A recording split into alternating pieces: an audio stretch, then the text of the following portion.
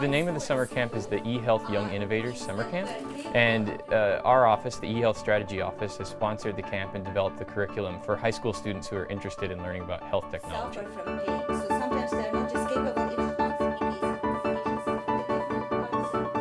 Our eHealth Strategy Office, we're trying to understand how modern information and communication technologies, the computer, the internet, social media, cell phones, smartphones, how can we optimally use it for delivering better health, better research, better education, and actually bring the knowledge that we have into practice. We've got a few different goals, I suppose, with this camp.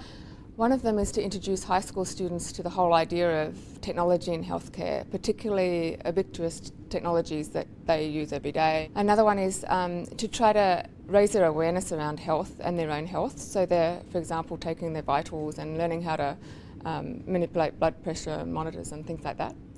And the final area that we're really concentrating on is where we know that high school students are at a pivotal time where they need to decide what they're going to do with their careers. I've always wanted to go into the medical field, but I just want to see if this is really right for me.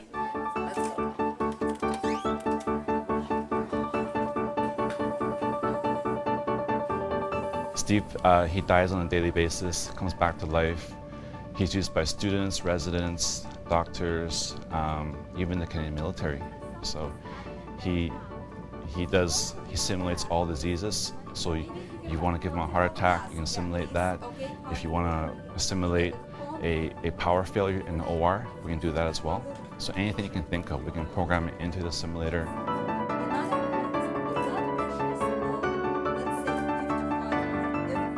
Since this is dummy, I feel like calmer, but I can just imagine if it was in real life, I would be kind of all over the place.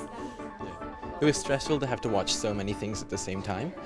I've been learning a lot, and I think that it gives me a good idea of what I want to be, what kind of doctor I want to be. The laparoscopic suture boxes, it use real surgical instruments to practice moving blocks around to master your hand-eye coordination. And then once you master that, the next thing is to do knot tying. So you take a needle driver and scissors and you tie knots on different objects. That room has two simulators. One is Harvey. He simulates all the disease sounds. So for example, if someone has hypertension or if they have an abnormal condition, you can just put the stethoscope onto Harvey. The instructor will hear the sounds, and then the students, they'll wear a wireless stethoscope and they'll hear whatever the instructor hears.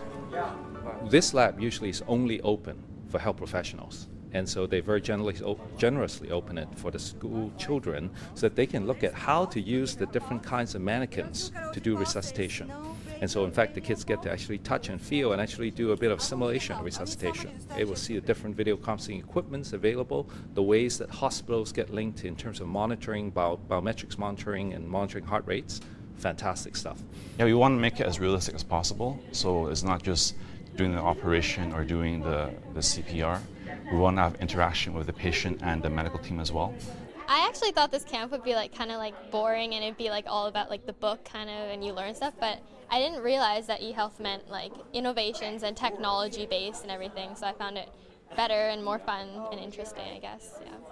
Yeah, it's the same for me. I thought it'd be a lot more regarding medicine and so on, but it's actually a lot more about the technology and how it can be applied, so it's very different. Sour patient, it was the one you saw in there was for the stomach area for people with GI problems, but now we have sour patient for all sorts of areas, like for cardiology, for wound management, for nursing. So it's like a video game, but it's better than reading a textbook because it's interactive, and at the end of every video game, you get an evaluation of what you did right, what you did wrong. It's really hard to figure out what problem the patient has, but yeah, I'm getting there. Just doing some opening up on the stomach. Yeah, I think I should get back on my surgery. We'll get the hang of it. Yeah, exactly.